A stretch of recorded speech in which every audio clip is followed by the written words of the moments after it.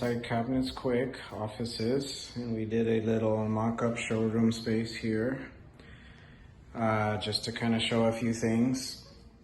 But today what we're going to talk about is fillers. So what I'm going to do is I'm going to walk you through putting in a filler in there, and that's kind of the opening with the couple of drawers that I'll show at the end.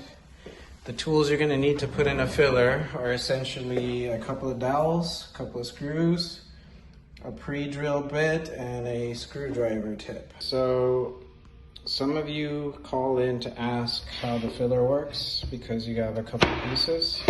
So you'll generally have two pieces for a filler, a backer and the filler front.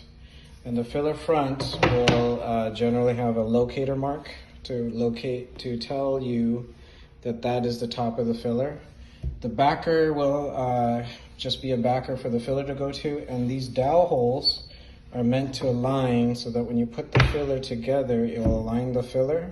The reason why we did that is because it's easier to put the filler in without any adhesives or anything, and it allows you to space the front filler flush with the doors, and that's how we generally like to do our installs here. Is the fillers and panels should be flush with the door.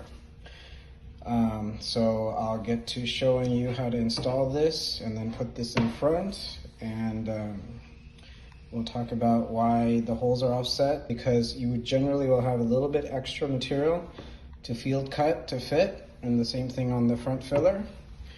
On our example here, it's going to be a little oversized because this is just a mock-up, but it'll give you a general idea of how everything goes together. I put in the dowel to help me hold it. Generally speaking, you would want to put this connection on before you put the cabinet against the wall. You want to have it up to the top there. We're going to kind of drill somewhere where you won't really see. So ideally you want to hide it behind here. But for this example, we're just going to kind of pre-drill in like this. Okay, we'll take a screwdriver and a screw, put that there, and we're going to screw this in. Okay, so we've got 2 screws in. Generally you want to put 3. But for the sake of demo, we're only going to put 2, and see how the backer is flush to the front. I will now put in the dowel in here. So you just kind of put the dowel in and tap it in a little bit, and then we'll put the filler in.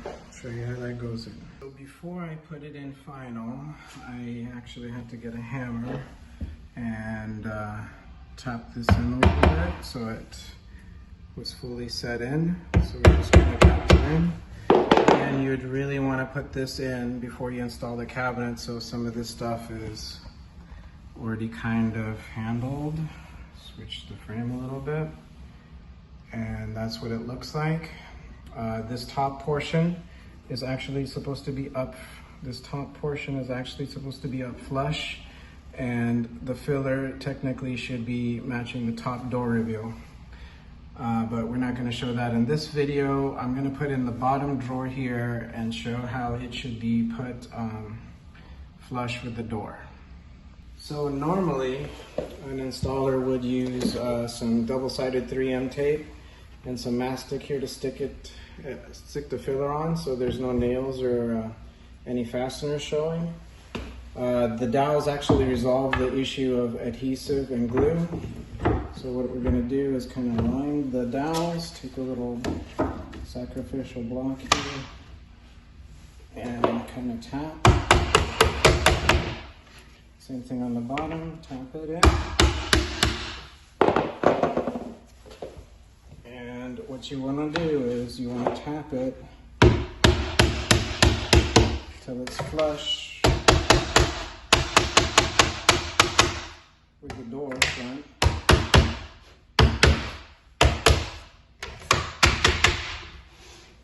And now your filler is installed flush with your door front. This filler